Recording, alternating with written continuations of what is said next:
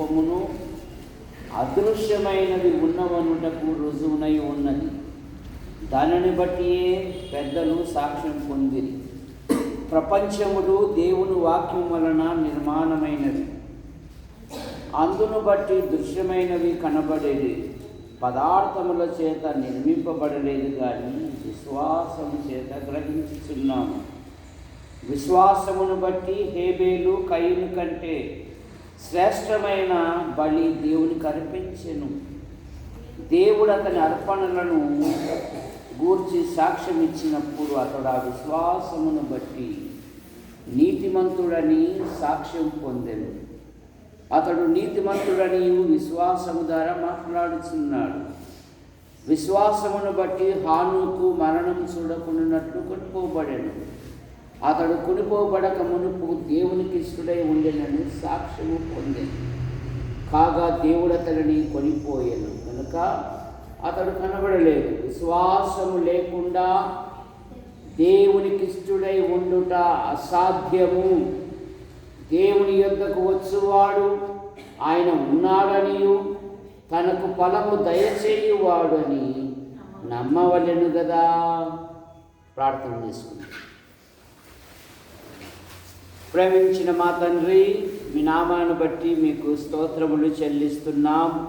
రాకడ దినాలు, అంత్య దినాలు, అపాయకరమైన దినాలలో, పగటి కాలములో, మా పనులలో, ప్రయత్నములలో, డ్యూటీలలో, ప్రతి ప్రయాణములో, ప్రతి పనులలో మీ కృపాక్షేమాలు ఉంచి సజీవుల లెక్కలు చేర్చి విశ్వాస గృహమందు ఈ దినము మరి ఉపవాస ప్రార్థన గనక ఈ విధంగా స్తుతించుటకు, గణపరచుటకు, మహిమపరచుటకు మీరు ఇచ్చిన ధన్యతను బట్టి మీకు స్తోత్రములు.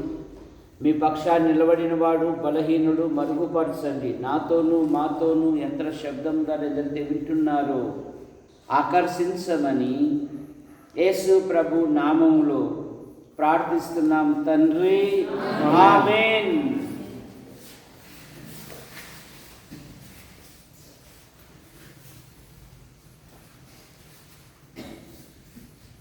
మన సంఘము పేరు ఏంటి?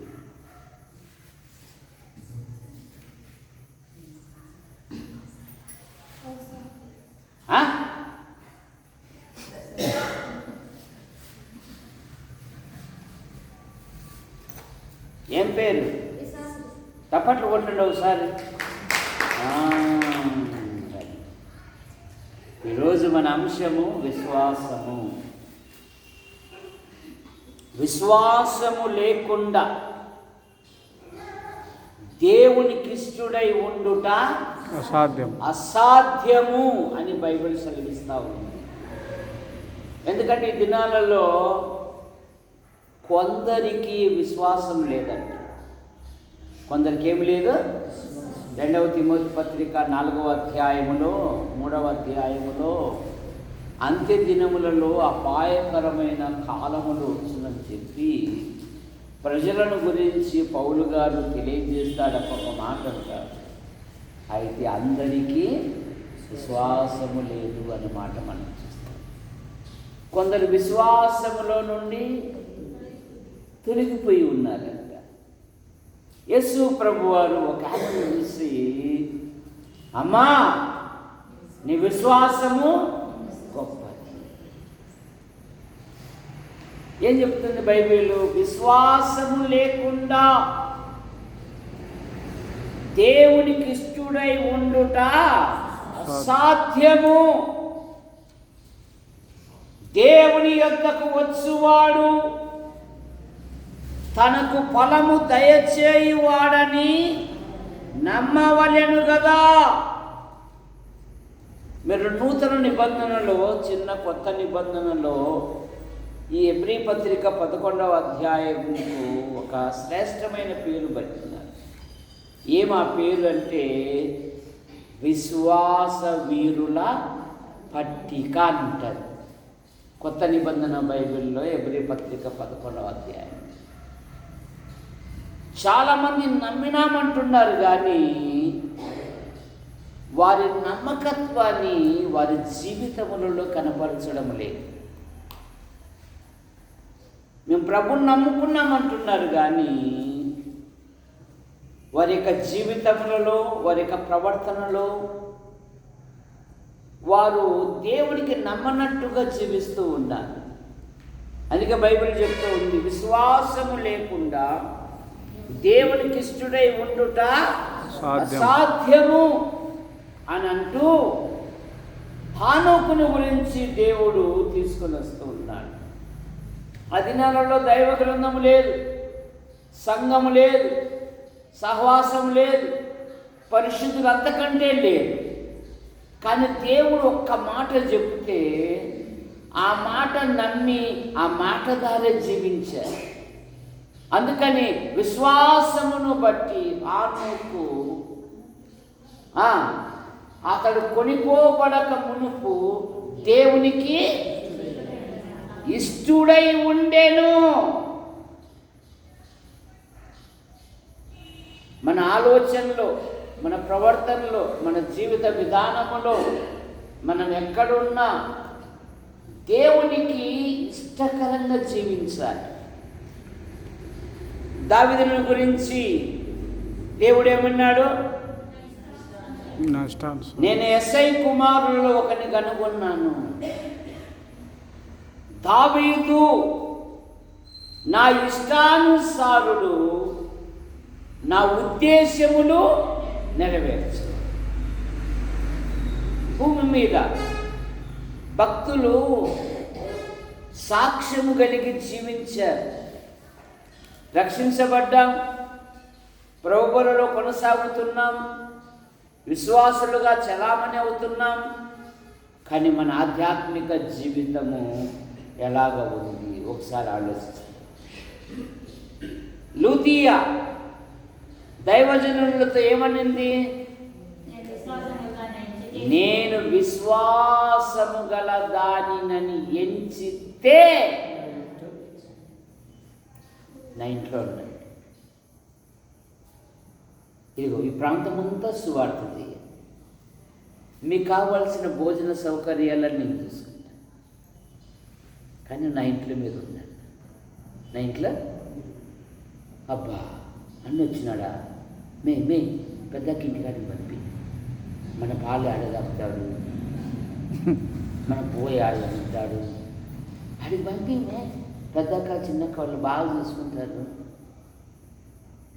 ఏం చెప్తుంది బైబిల్?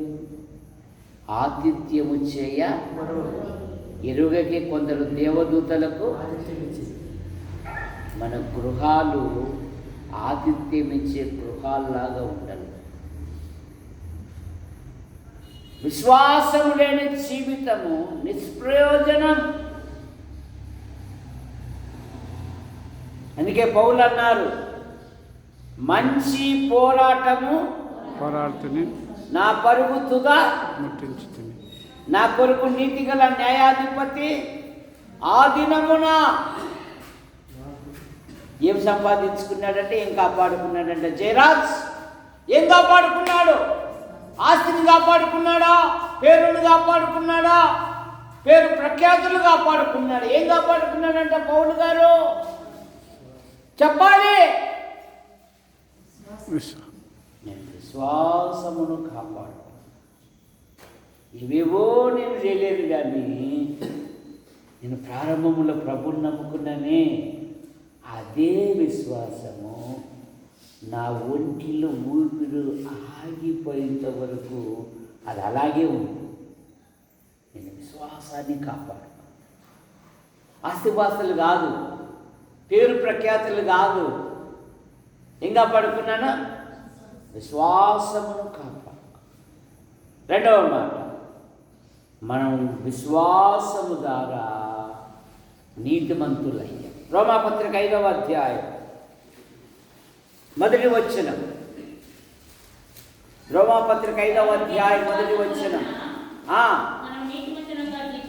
మనము విశ్వాస మూలముగా నీతిమంతులుగా తీర్చబడి దేవునితో సమాధానము కలిగి ఉన్నాం. ఎవరితో సమాధానము? దేవునితో. 5వ అధ్యాయంలో మన చిట్టా ఉంది కదా. మనం భక్తిహీనులమై ఉండగా, మనం పాపులమై ఉండగా, మనం శత్రువులమై ఉండగా, పాపానికి వచ్చు జీతము మరణము. మనుషులు ఒక్కసారే మృతి పొందవలెను, ఆ తర్వాత తీర్పు జరుగును.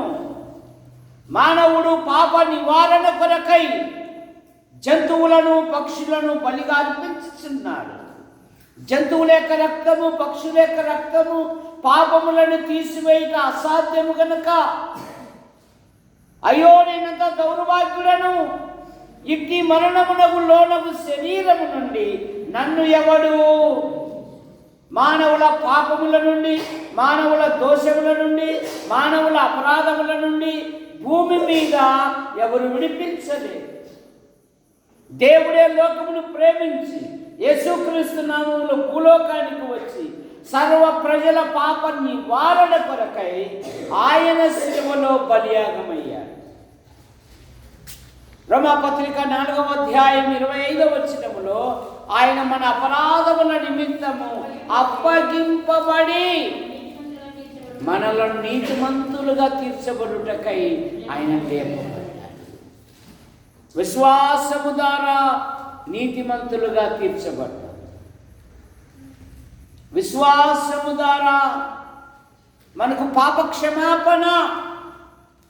అపోస్తల కార్యాలు 10:43లో ఆయన యందు విశ్వాసముంచు వాడెవడో ఆయన నామ మూలముగా వారికి పాప క్షమాపణ కలిగి ఉన్నది.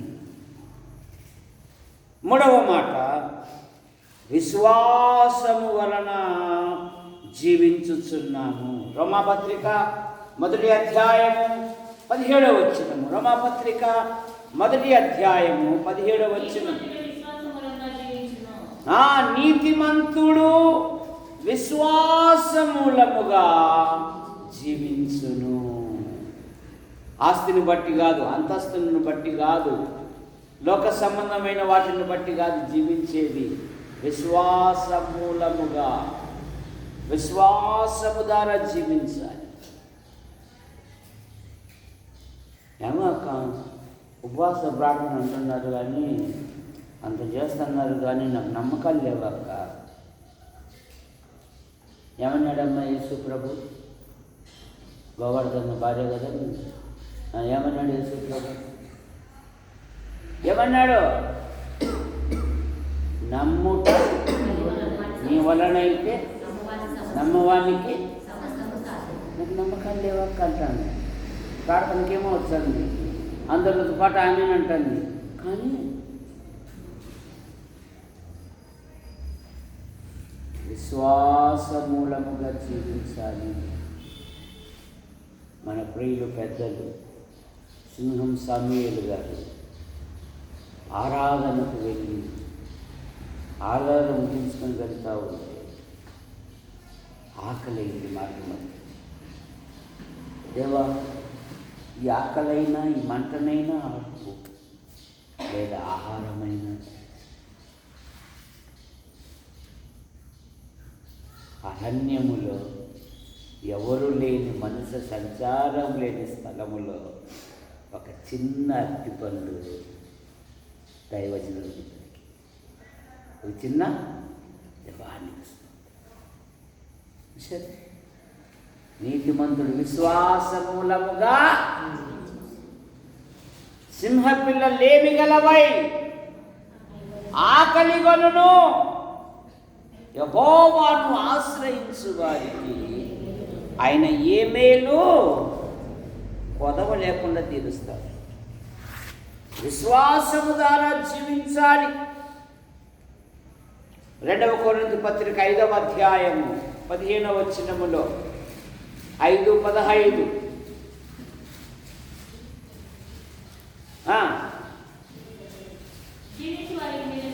జీవించువారు ఇక మీదట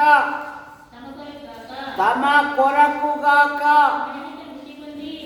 తమ నిమిత్తము మృతి పొంది లేచిన వారి కొరకే జీవించవలెను. జీవించుచున్నాము, జీవితము కలిగి ఉండాలి. జీవించు వారిక మీదట తమ కొరకు మృతి పొంది లేచిన ఆయన కొరకు. గలతీ పత్రిక 2:20. నన్ను ప్రేమించి నా కొరకు నేను క్రీస్తుతో కూడా సిలువ వేయబడి ఉన్నాను. ఇక జీవించువాడను నేను కాను, క్రీస్తే నా యందు జీవించుచున్నాడు. ఇప్పుడు శరీరమందు జీవించుచున్న జీవితము నన్ను ప్రేమించి నా కొరకు తన్ను తాను అప్పగించుకొనిన దేవుని కుమారుని యందలి విశ్వాసము ద్వారా నేను జీవిస్తాను. మొదట ఈ ఆత్మీయ లక్షణాలు ఉండేటివి రాను రాను శరీర సంబంధమైన ప్రవర్తనకి వచ్చేసి, ఓ అవివేకీయుల గడ్డీలారా, మొదట ఆత్మానుసారంగా జీవించి ఇప్పుడు శరీరానుసారంగా ఎవడు మిమ్మల్ని భ్రమపరచను అంటాడు. ప్రభు కొరకు జీవిస్తున్నా. ఆయన నన్ను ప్రేమించాడు, నా కొరకు ప్రాణం పెట్టాడు, నా కొరకు విజ్ఞాపన చేస్తున్నాడు, నా నిమిత్తము రాబోతున్నాడు. ఇక ప్రభు కొరకు నేను జీవించేదని ఏ ముసలమ్మ అన్నీ అయిపోయినాయే, మరి కాటేమో రమ్మంటుంది, ఊరేమో పొమ్మంటుంది, మరి ఎట్లా? అయ్యా మన లివిన్స్టన్ గారికి పెళ్ళి అయినాక వాని కడుపులో ఒక కాయ పుడితే, ఏం కాయ చెప్పు మెస్సియా బువా? టెంకాయ కాదు, పిల్లకాయ. ఆయన కడుపులో ఒక కాయ పుడితే ఇక నేను చల్లగా జారుకుంటానయ్యా. నేను ఇక చల్లగా చూసారా లోకస్తులకు. కానీ దేవుని పిల్లలకైతే ఆయన నన్ను ప్రేమించాడు. పౌలు గారు అంటారు కదా, పూర్వం నేను దూషకుడను, హింసకుడను, హానికరుడను. ఏమోనయ్యా, ఆయన నన్ను నమ్మకమైన వాడిగా ఎంచాడయ్యా. ఈ దుర్మార్గుడు నన్ను నమ్మకమైన వాడు అంటున్నాడు దేవుడు. నన్ను నియమించుకున్నాడయ్యా. నా ప్రభు అయిన యేసుక్రీస్తుకు నేను కృతజ్ఞుడనై ఉన్నాను అన్నాడు పౌలు గారు. ఇదేందయ్యా నా జీవితంలో ఎన్నో అసలు, కానీ నన్ను నియమించుకున్నాడయ్యా. నా హృదయం ఏం చూశాడయ్యా, నన్ను నమ్మకమైన వాడిగా ఎంచాడయ్యా. నేను ఆయనకు కృతజ్ఞుడనయ్యా. ఇదే ఆరాధన అంటే. జగత్ పునాది వేయబడక ముందే మనలను క్రీస్తులైన ఏర్పరుచుకున్నాడు. మనకు ఒక ప్రాణం పెట్టాడు, దేవునితో సమానంగా కూర్చోబెట్టాడు సమాధానం. తన పరిశుద్ధుల స్వాస్థ్యములో పాలిభాగస్తులుగా చేశాడు. కనుక ఇక మీదట నా జీవితంలో ప్రభు కొరకే నేను జీవిస్తాను. ఎవరి కొరకు? ప్రభు. 4వ మాట, నిలకడగా, విశ్వాసమందు నిలకడగా ఉంది. 2వ కొరింథీ పత్రిక 1వ అధ్యాయం 24వ వచనం. 1వ అధ్యాయం 24వ వచనం.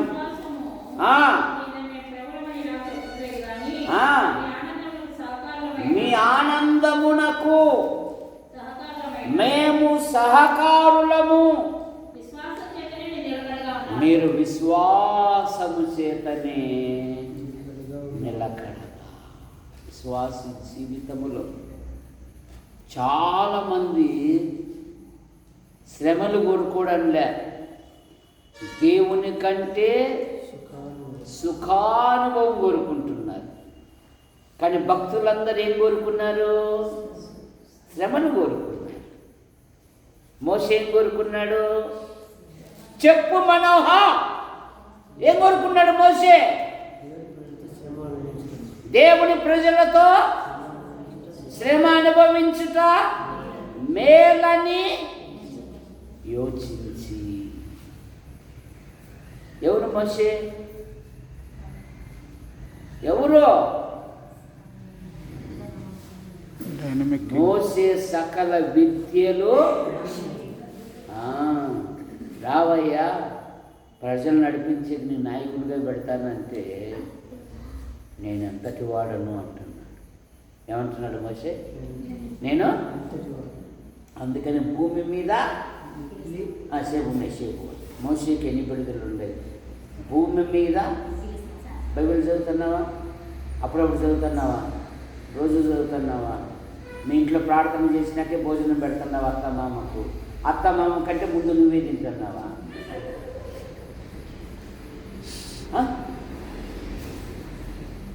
మీ ఇంట్లో ప్రార్థన అయినాకే మీ మామయ్యకి భోజనం పెట్టాల. అంతేగాని మైతకి ఏమైంది? బాగా గుండ్రాయి మాదిరి ఉంది, ఎవడు పెడతారు నీళ్ళు? ఏం ఉతుక్కోలేదా, చేసుకోలేదా అని అన్నావనుకో, సియాబువా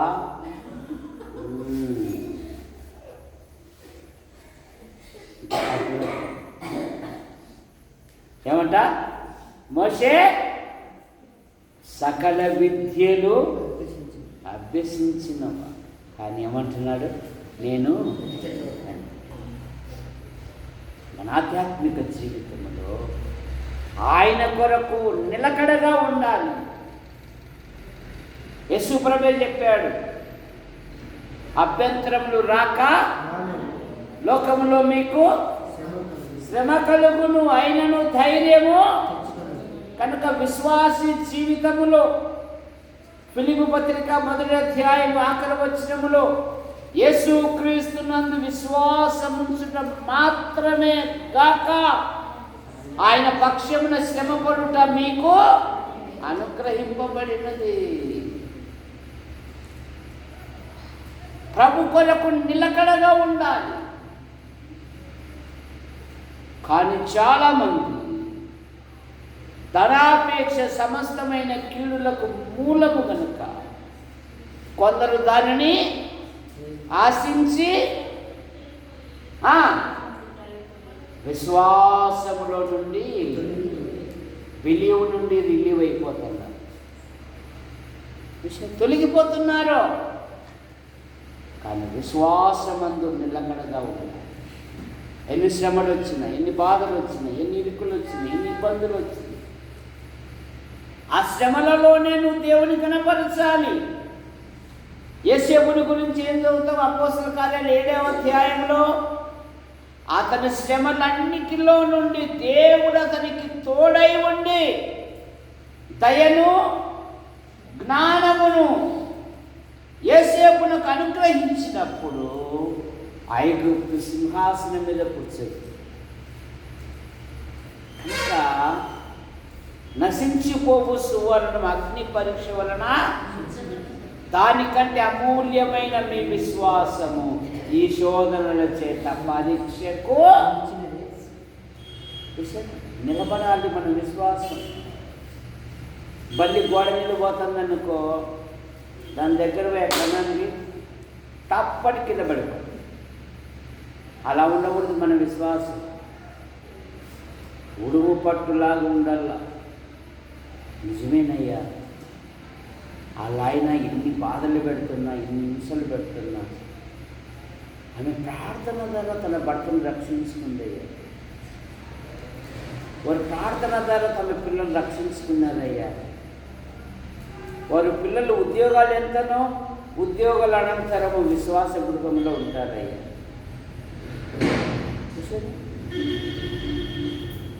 కొందరు సంపద కలిగలకల్లే దేవుడు చేసిన మేలు మర్చిపోదు. అలా ఉండకూడదు ఎప్పుడే కాదు. నిలకడగా ఉండాలి విశ్వాసమందు. మరొక మాట, మరొక మాట, విశ్వాసము ద్వారా నడుచుకోవాలి. 2వ కొరింథీ పత్రిక 5వ అధ్యాయము 6వ వచనం, వెలిచూపుతో కాక విశ్వాసము వలననే నడుచుకుని దేవుడు ఇస్తాడు. దేవునికి అసాధ్యమైంది. అయ్యా అమ్మ, మీరు ప్రభు మీద ఆధారపడాలి. మీ హృదయం వచ్చిన దేవుడు తీరుస్తారు. మా శాయశక్తిలో మేము చదివించాం, కానీ ఈ వయసులో యవ్వనములోనే నువ్వు మోకరించుట అలవాటు చేసుకో. యవ్వనములోనే ప్రార్థించుట అలవాటు చేసుకో. యవ్వనములోనే దేవుని పనిలో ఉపయోగపడటకు అలవాటు చేసుకో. నీ జీవితంలో ఆశ్చర్యమైన కార్యాలు జరిగిస్తాడు అని మన పిల్లలను ప్రభు వైపుకు మళ్లించాలి. ప్రభుతో స్నేహం చేయించాలి. ఆ యెరూషలేము తల్లులు ఏం చేశారు? తమ పిల్లలను ఎక్కడికి తీసుకొని వచ్చారు? ఎక్కడికి తీసుకొని వచ్చారు? చర్చి కాడికి తీసుకొచ్చారు. ప్రభు దగ్గరికి తీసుకొని వచ్చారు. యేసు ప్రభు వారిని ఎత్తుకొని కౌగిలించుకొని వారిని ఆశీర్వదించెను అనే మాట మనం ప్రభు దగ్గరికి తెస్తే ఆశీర్వాదం. విశ్వాస గృహములో ఉంటే పిల్లల జీవితాలలో దేవుడు గొప్ప కార్యాలు జరిగిస్తాడు. ఈ ఆదివారం ఒక గంట సేపు ఉండి సోమవారం నుండి శనివారం వరకు మదిలేటిదంతా ఉంటే అవే లక్షణాలే నీకు కూడా వచ్చేస్తాయి. ఏంద్రా నువ్వు ఆ మాట మాట్లాడినావు? ఆ మాట ఎప్పుడు మన ఇంట్లో వాడేది? మనం ఎప్పుడు రాలేదు ఆ మాట. ఈరోజు అయితే కొత్తగా మాట్లాడుతున్నాం. వీడు ఊబుళ్ళుగా అంత జత పట్టినాడయ్యా.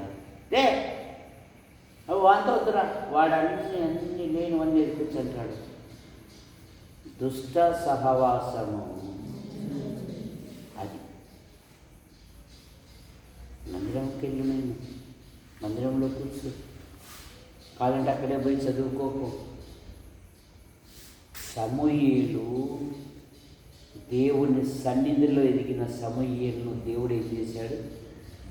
దైవజనుడు చేశాడు. దేవుని సన్నిధిని విడిచి పారిపోయిన యోనాను ఓడనాయకుడు ఏమన్నాడు? జయరాజు ఓడనాయకుడు ఏమన్నాడు? పెద్దరాజు అన్నాడు కదా. ఏమన్నాడు? నిద్రపోతా లేచి నీ దేవుని ప్రార్థన చేయవయ్యా అంటున్నాడు. ఒక అన్యుడు అంటున్నాడండి. ఓడలో వాళ్ళందరూ నామస్మరణ చేస్తూ ఉన్నారు. వీడేమో ఓడ అడుగు బాగా బంధువులు ఇంటికి పోతే రాత్రుల పూట ఉంటే మనకు ముందే పోయి ఒక ఇల్లు రెడీ చేసుకొని ఉంటాం. అందరితో మాట్లాడి నేను ఇప్పుడు వచ్చాలని పోయి తెల్లాడగానే వచ్చాడు మా వాడు. ఏమి ఇక్కడ దోమలతో కుట్టించుకున్నామంటే నేను వేరే చాటు వచ్చాను. చూసారా? యోనా ఓడ అడుగు బాగా ఏం చదువుతా మాట్లాడి యెహోవా సన్నిధిలో కథన్న చెప్పు మనోహర్. తప్పకుండా చెప్పాడు. యెహోవా సన్నిధిలో నిలిస్తే ఆశీర్వాదం. దీని పేరు కూడా విశ్వాస గృహం. ఇది కనుక దేవుని మన పిల్లలను దైవికమైన వాతావరణంలో తీసుకురావాలి.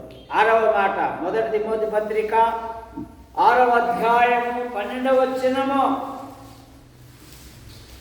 విశ్వాస సంబంధమైన మంచి పోరాటము పోరాడుము తిమోతి. విశ్వాస సంబంధమైన పోరాటం.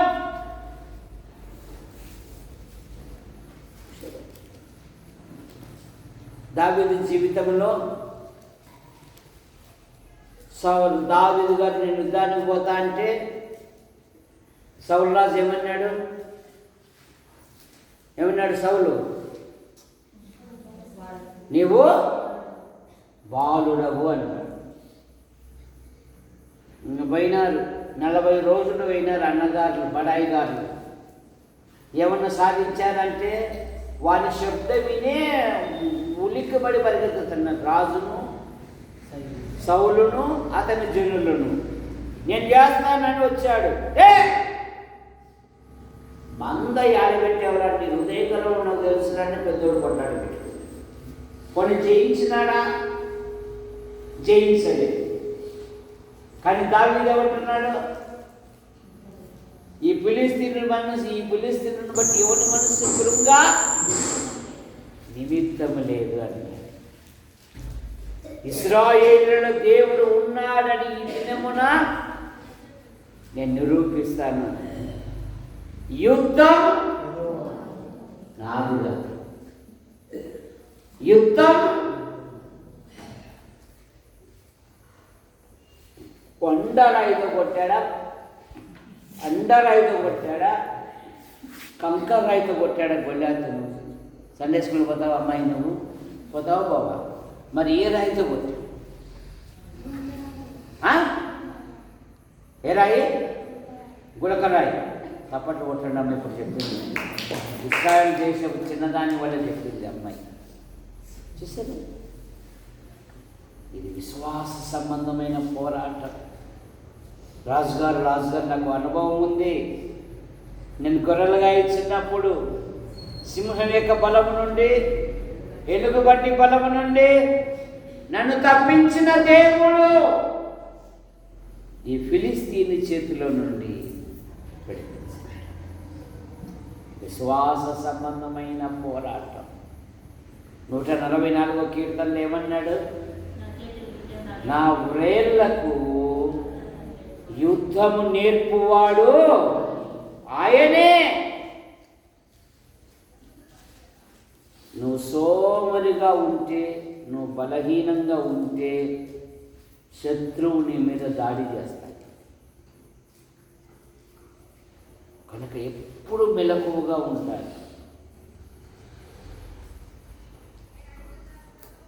సమూయేలు గ్రంథములో 17వ అధ్యాయం 1వ వచనములో దావీదు అలసట నుండి మిక్కిలి బలహీనముగా ఉన్నాడు. నేను అతన్ని బెదిరించిన ఎడలా, బెదురుగాళ్ళు ఎక్కువైపోతారు. నువ్వు బలహీనంగా ఉంటే బెదిరించే వాళ్ళు ఎక్కువైపోతారు. నువ్వు అసమర్థంగా ఉంటే. అందుకని తిమోతి విశ్వాస సంబంధమైన పోరాటం చేయి. ఇది విశ్వాస సంబంధమైన పని. ఇక్కడున్న పెద్దలు ప్రభు యొద్దకు చేర్చబడినను దేవుడు అదృశ్యుడుగా ఉండి తన పనిని కొనసాగిస్తూ ఉన్నాడు. తన పనిని, ఇది నాది నీది కాదు, ఇది దేవుని పని. ఇది విశ్వాస సంబంధమైన పని. చూసారా, ప్రారంభంలో ఇంకా వెళ్ళిపోయినారా సామిల్ సారు, ఆంటీ, ఏముంటారురా సంఘం, అందరూ చెదిరిపోతారు, ఆడ సాక్ష్యమే ఉండదు. కానీ సాక్ష్యం కొనసాగుతానే ఉంది. సాక్ష్యము కొనసాగుతూనే విశ్వాస సంబంధమైన పోరాటం. ఆఖరి మాట, 7వ మాట, విశ్వాసము వలన విజయము. 1 యోహాను పత్రిక 5వ అధ్యాయము 4వ వచనం. 5:4 లోకమును జయింతురు. లోకము జయించిన విజయము మన విశ్వాసమే. కనుక 7 మాటలు. విశ్వాసము లేకుండా దేవునికి ఇష్టడై ఉండుట అసాధ్యము. విశ్వాసము ద్వారా నీతిమంతులుగా తీర్చబడ్డాం. రోమాపత్రిక 5 మొదటి వచనములో విశ్వాసము ద్వారా నీతిమంతులుగా తీర్చబడి దేవునితో సమాధానం కలిగి ఉంది. విశ్వాసము ద్వారా నిలకడ, విశ్వాసము ద్వారా నడుచుకొనుట, విశ్వాస సంబంధమైన పోరాటము, విశ్వాసము ద్వారా విజయము. హెబ్రీ పత్రిక 11:33లో వారు విశ్వాసము ద్వారా రాజ్యములను జయించిరి, నీతి కార్యములను జరిగించిరి, అగ్ని బలమును చల్లవార్చిరి, బలహీనులుగా ఉండి బలపరచబడిరి, యుద్ధములో పరాక్రమశాలురై అన్యుల సేనలను విశ్వాసము ద్వారా. విశ్వాసం గురించి విన్న నీవు నేను హెబ్రీ పత్రిక గలతీ పత్రిక 6:10లో విశేషముగా విశ్వాస పూర్వము చేరిన వారి ఎడల